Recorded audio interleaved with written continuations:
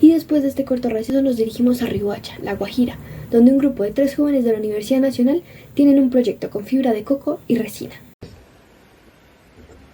Así es, en este proyecto partimos de un punto, y es que realmente el uso de los cocos se ve muy limitado al consumo, mayormente de su pulpa y su jugo, mientras que los demás componentes como la cáscara, si bien pueden usarse como elemento decorativo o artesanal en algunos lugares, pocas veces suele tener este fin, y la mayoría de veces resulta como un residuo orgánico simplemente usado para compost.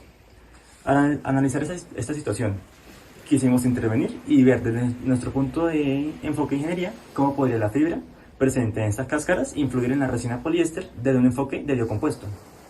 Esta iniciativa además nos permitió ponernos en los zapatos de ese desafío real y afianzar conocimientos adquiridos sobre mecánica, diseño y selección de materiales, siempre bajo una visión completamente ambiental y de sostenibilidad como equipo. Así que una vez definida que nuestra meta sería buscar una segunda vida útil en esa fibra de coco, nos planteamos los objetivos que debimos realizar para cumplir esa labor, coincidiendo en que como equipo debíamos fabricar probetas con distintos porcentajes de volumen de fibra de coco. A estas probetas realizarles ensayos mecánicos como puede ser tracción, flexión en caso de que no se pudiera, impacto y dureza. Eso para analizar a profundidad las propiedades mecánicas que hay en ese biocompuesto. Y por último comparar los resultados obtenidos frente a otras resinas comerciales para ver si realmente la fibra marca una diferencia real y significativa en ese biocompuesto. Pero Sofía, ¿podrías comentarnos más detalles sobre los materiales y sobre los ensayos? Sí, claro, los materiales principales que se utilizaron fueron la resina poliéster 856 y la fibra de coco obtenida de los cocos verdes para la fabricación de probetas, y para la fabricación de los moldes se realizó con yeso. Para obtener la fibra de coco teníamos que primero conseguir los cocos, y los verdes son más complicados de obtener aquí en Bogotá, por lo que se recurrió a obtenerlos directamente en su lugar de producción, que es en la costa. Estos se compraron en Riohacha específicamente y luego fueron traídos acá a Bogotá. El proceso que se realiza con los cocos básicamente es: primero se deben pelar hasta llegar al centro del coco, que es el que contiene su agua. Después de esto, el coco se deja en remojo durante una noche para facilitar su manipulación. Anteriormente se tenía pensado realizarle limpieza a la fibra utilizando hidróxido de sodio, pero por temas ambientales se decidió no realizarlo. Después de dejarlo en remojo, se exprime para poder retirar el agua que tenía en exceso. Luego de esto se puede separar en pedazos más pequeños y así poderlos poner sobre una superficie de secado. La fibra se secó al sol durante 5 horas aproximadamente con un sol de intensidad media, es decir que se utilizó el sol de la mañana. Esto puede variar según el caso de fabricación. Cuando la fibra ya está completamente seca, se pueden obtener más fácilmente los hilos y se utilizaron los que son de mayor grosor. Para el presupuesto tuvimos en cuenta 4 ítems. El primero es los materiales que podríamos utilizar, por ejemplo, el sellador de poros. El segundo, elementos de protección personal, que incluyen overol, botas, guantes, de ser necesario. El tercero son los ensayos, cuánto cuestan los ensayos que vamos a realizar. Y por último, las horas de trabajo, cuántas horas se pagarían, por cuánto tiempo y a qué costo. Se planeaban realizar 3 ensayos, uno de tracción, uno de impacto Sharpie y uno de dureza. Se tenía pensado realizar el de flexión en caso de que el de tracción no se pudiera realizar por diferentes circunstancias.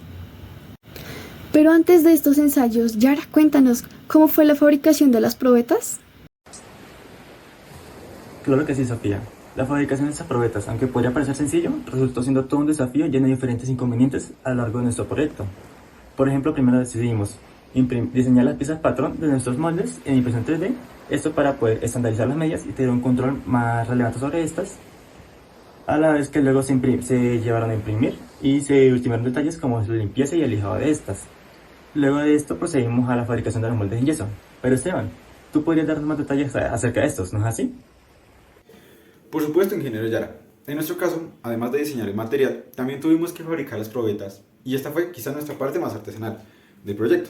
Trabajamos con yeso para estuco de Yesos del Caribe, usando la relación yeso-agua que se nos recomendó el vendedor. En total llegamos a mezclar cerca de 3 kilogramos de yeso, pero solo alrededor de 1 kilogramo terminó siendo realmente útil en moldes. El resto se perdió en mezclas de prueba, restos que fraguaban en los vasos de mezclado y moldes que se dañaban durante el desmolde. Entonces, con el yeso hubo 2 puntos críticos. El primero fue el tiempo. Resulta que había que mezclar y verter muy rápido estas mezclas de yeso. Si uno se tardaba mucho, el yeso empezaba a fraguar en el recipiente. Y esto generaba problemas de vertido, en el vaciado, terminando muchas veces en moldes agrietados, deformes y directamente pues inutilizables. El segundo fue el tiempo de fraguado. Cuando no se dejó fraguar lo suficiente, varios de estos moldes aparecieron agrietados por dentro o incluso se fracturaron con tan solo manipularlos un poco, lo cual pues no nos dio esa facilidad de uso del yeso. Pero bueno, después de varios intentos y una vez los moldes estaban en buen estado, los sellábamos con un sellador de poros en base de agua lijado para que pues la probeta quedara lo más uniforme posible y la resina no se filtrara ni se deformara durante el curado de esta.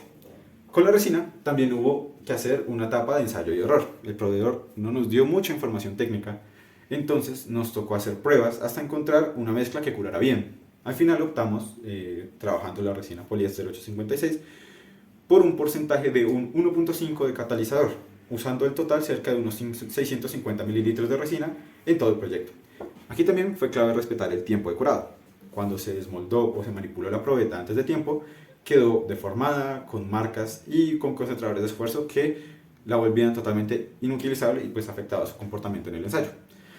Para medir la cantidad de fibra de coco usamos un truco sencillo. Armamos un cubo de cartulina de 1 centímetro cúbico, lo rellenamos con fibra y pesamos la cantidad de fibra que cabía ahí. Con este dato estimamos la densidad y calibramos cuánta fibra necesitábamos para cada probeta, la de 10, 20 y 30% en volumen. Y a partir de estos volúmenes los convertimos a peso, los ajustamos y calibramos también la cantidad de resina por molde con respecto a la fibra, para no desperdiciarla y mantener una proporción coherente entre estas dos. Todo este proceso de fabricación se reflejó luego en el final de las probetas. Por ejemplo, en impacto, las probetas salieron muy bien, muy cercanas a la geometría de la norma, pero por problemas de tiempo no se les hizo la ranura o la muesca que concentraba el esfuerzo, lo cual pues reduce un poco la comparabilidad con los valores de referencia.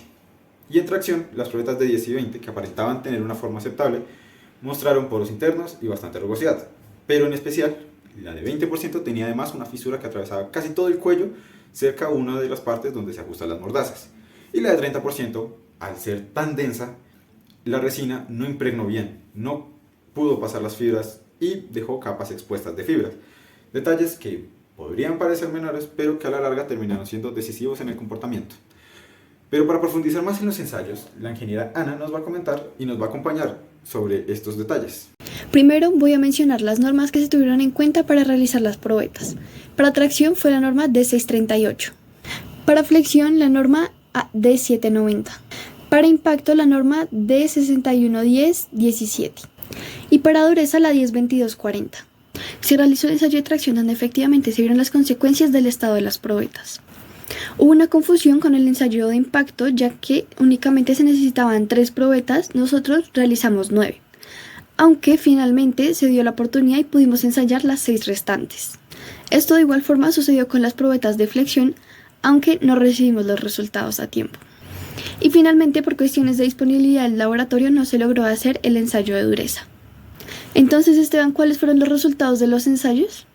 Sí, un total caos con estos ensayos, pero ¿qué logramos obtener de ellos? Bueno, podemos observar que en los ensayos de impacto, al agrupar los datos de las 9 probetas, se evidencia que al mejorar, al impregnar con más fibra el material matriz, hace que la absorción de energía sea mucho mejor. Si observamos la tabla de datos, podemos ver que las probetas de 10% absorben cerca de 1.6 joules y las de 30 prácticamente duplican este valor, siendo este 3.5 joules. Y en la tenacidad la misma situación. En las de 10% es de 0.013 joules sobre milímetro cuadrado y en las de 30 es de 0.025 joules sobre milímetro cuadrado. Entonces, en términos sencillos, llenar el material con más fibra de coco hacía que el material aguantara mejor el golpe antes de romperse. Cuando se compara estos datos con la resina poliéster sin refuerzo de fibra, podemos ver que el compuesto absorbe prácticamente el doble de la energía, lo cual es muy positivo para nuestro proyecto, ya que es justamente lo que buscábamos, que la fibra que viene de un residuo empiece a trabajar a favor del desempeño mecánico de nuestro material. En tracción, pues la historia se fue diferente. Lastimosamente solo la de 10% completó el ensayo completamente. La de 20%, lastimosamente, presentó una fractura muy grave en el cuello, cerca de una de las partes donde se ajustan las mordazas. Y la de 30% también tenía otros problemas que ya mencioné más adelante.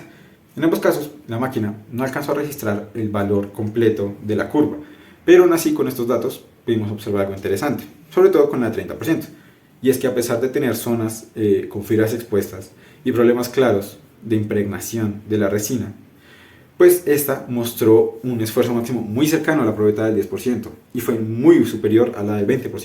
Esto sugiere que el material sí tiene potencial, pero que la forma en cómo fabricamos las probetas no nos permitió que ese potencial saliera al aire y se viera reflejado en una curva de tracción limpia, ni nos permitió hacer una comparación fiable sobre la resina sin refuerzos. Entonces, en conclusión, pues pudimos observar que juntando los resultados, las conclusiones no eran solo en el ámbito del material, sino también en la forma como lo fabricamos. En impacto, pues las probetas estaban relativamente bien, moldes pequeños, menos fibra por volumen y funcionaba más controlado. Se notó en el ensayo, aunque con poros, con rugosidad, el material pues evidenció el esfuerzo de la fibra en el material, mientras que en la de tracción pues hubo muchos problemas, ¿sí? La barra era larga y delgada, intentamos meter mucha fibra adentro y pues observamos que el problema principal fue, en el caso del 30%, la penetración de la resina.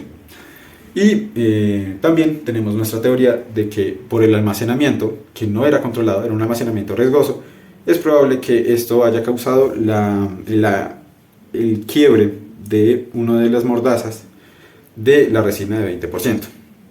Entonces, juntando todos estos puntos y los problemas comunes de superficies rugosas, poros internos y demás, pues hizo que la probeta se llenara a puntos débiles y que no fueran datos fiables para tenerlos totalmente en cuenta. Entonces, esto explica principalmente el por qué nuestras probetas con mayor cantidad de fibra, principalmente tracción, fallaron prematuramente.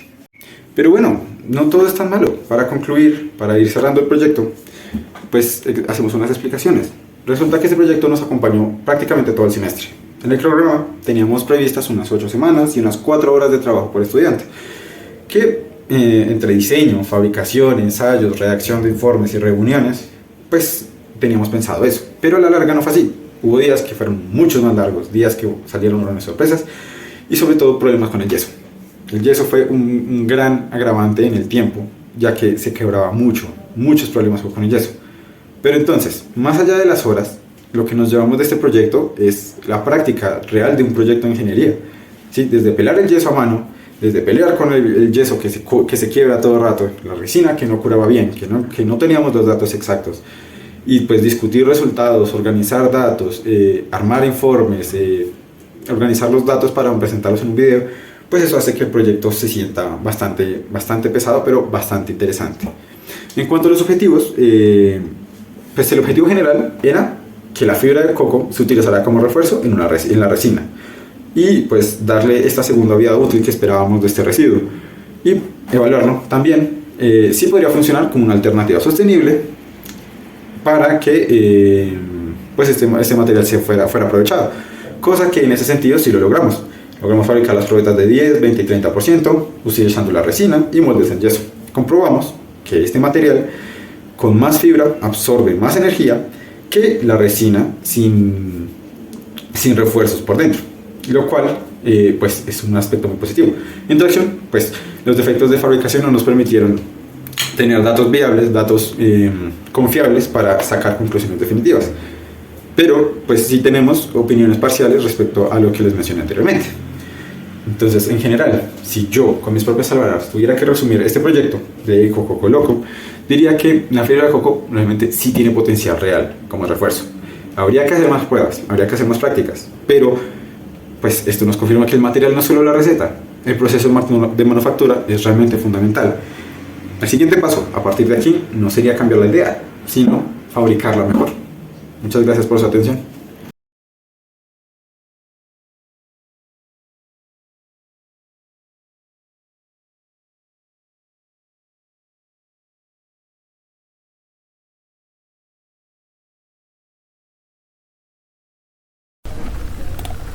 Es importante destacar que el método empleado para determinar la densidad por medio de un cubo no es exactamente preciso.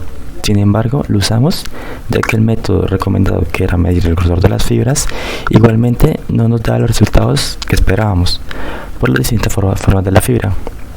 Pese a esto, el método igualmente no es exacto, por lo que se recomendaría usar un método más preciso.